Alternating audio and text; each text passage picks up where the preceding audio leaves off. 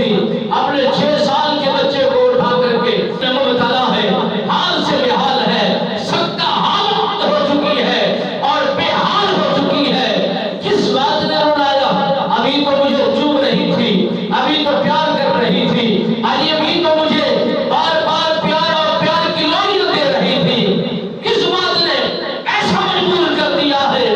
باپ بیٹا ایک دوسرے کو دیکھ رہے ہیں، ماں بیٹے کو دیکھ رہی ہے، بیٹا ماں کو دیکھ رہا ہے، محبت کی نگاہوں میں مبتلا ہے، پیار بیٹے کا بھی ماں کے ساتھ زیادہ، پیو باپ کا سہارا نہیں ہے اور باپ کا سایہ بھی نہیں ہے۔ جب اس خاتون نے، بیوہ خاتون نے اپنے بچے کی حالت کو دیکھا، بچے نے ماں سے پوچھا، اماں کس بات نے تجھے رلایا ہے؟ کس بات نے تجھے پریشان کیا ہے؟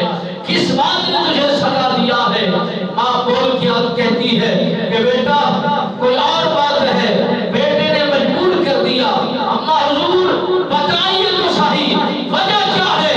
اتنا روئی کیوں جا رہی ہو؟ بے ساختہ کیوں ہو؟ نیر بہائی جا رہے ہو اور بے ساختہ۔ ابھی 6 سال کی عمر کا ہے، ذہانت کتنی ہوگی، دانشوری کتنا ہوگی اور پیار کی محبت کی لہر کتنا ہوگی، اور اپنے آقا مولا صلی اللہ علیہ وآلہ وسلم سرکار کے ساتھ محبت بھرا پیار کتنا ہوگا۔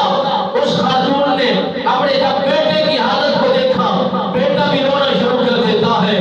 جب ماں رو رہی ہو بیٹے بھی روتے ہیں، جب باپ رو رہا ہو ماں بھی روتی ہے اور باپ بھی روتا ہے۔ اولاد کا رونا ماں باپ کو بہلا دیتا ہے، پریشان کر دیتا ہے، تکلیف اور صدمے میں اتار دیتا ہے۔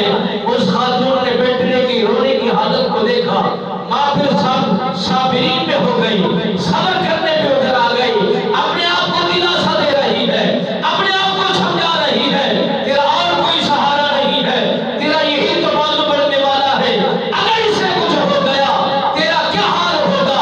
تیرا کوئی سہارا نہیں، تجھ سے کوئی بات کرنے والا نہیں، تیری کوئی بات سننے والا نہیں۔